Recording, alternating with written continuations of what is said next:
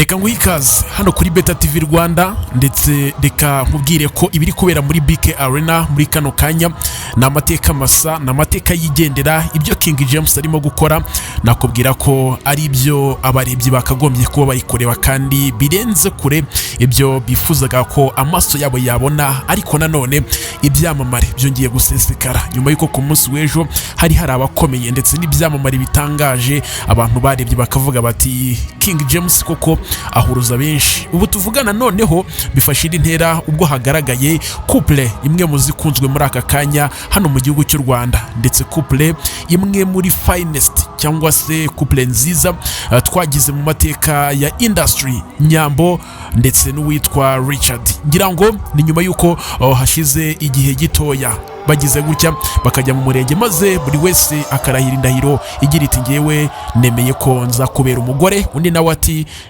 nemeye ko nzakubera umugabo iteka ryose ndetse imbere y'amategeko. Ngira ngo mwarabibonye ko bagiye mu murenge. Aka kanya tuvugana rero nabo ubu ngubu bari muri BK Arena, barimo kugenda banyungutira umunyenga w'urukundo, bari kumwe, bari ahantu heza rwose hiyubashye ndetse bambaye neza, barasa neza, n'abageni beza. Ndetse urabona ko rwose indirimbo Kingjames yahimbye wagira ngo nizo yabandikiraga, wagira ngo yazandikaga aribareberaho areba ku rukundo rwabo. Ni ibintu bidasanzwe, ndetse navuga ko abantu bakibona iyi couple muri BK Arena, telefone zose, kamera zose zise zerekeza aho uwitwa Nyambo Jessica ndetse n'uwitwa Richard Uwiragiye baherereye. Ngira ngo murimo kubabona rwose mu myambaro myiza, bona ko baje babukereye, bona ko rwose ni couple, navuga ko ni couple udashobora gushidikanya ko ari couple nziza rwose, baraberanye.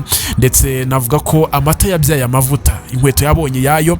Nababwira iki, mwirebere uburyo uwitwa Kingjames akomeje gutanga ibyishimo. Kingjames ntabwo tukomeje kumwita umwami gusa, ahubwo twakamwisa umwami w'abami, kubera ko ibyo arimo gukora ntabwo bisanzwe, ndetse n'amateka ari kwandika atazigera cyangwa se atarigeze yandikwa n'undi uwo ari we wese mu muziki nyarwanda.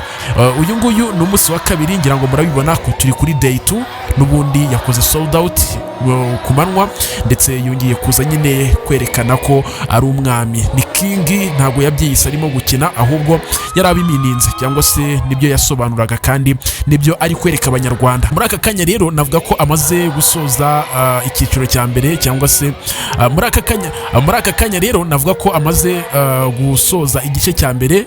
Ubwo ni ukuvuga ngo agiye mu gice cya kabiri, ni ibice bitatu ari buze gukora, hanyuma ubundi aze gusoza byemewe n'amategeko, cyangwa se byeruye ko ibitaramo bye by'itariki ya mbere n'iya kabiri bisoje. Ndagira ngo rero mwiyumvire ijwi, mwiyumvire live, arimo gukora full live ku buryo ushobora kumva ijwi ryoshye rya Kingjames. Ndagira ngo rero mubyiyumvire, ubundi nababwira iki. Iyi ngiyi yitwa Beta TV Rwanda, kora subscribe nyabuneka kugira ngo tujye dukomeza kubana no mu bindi biganiro tugutegurira.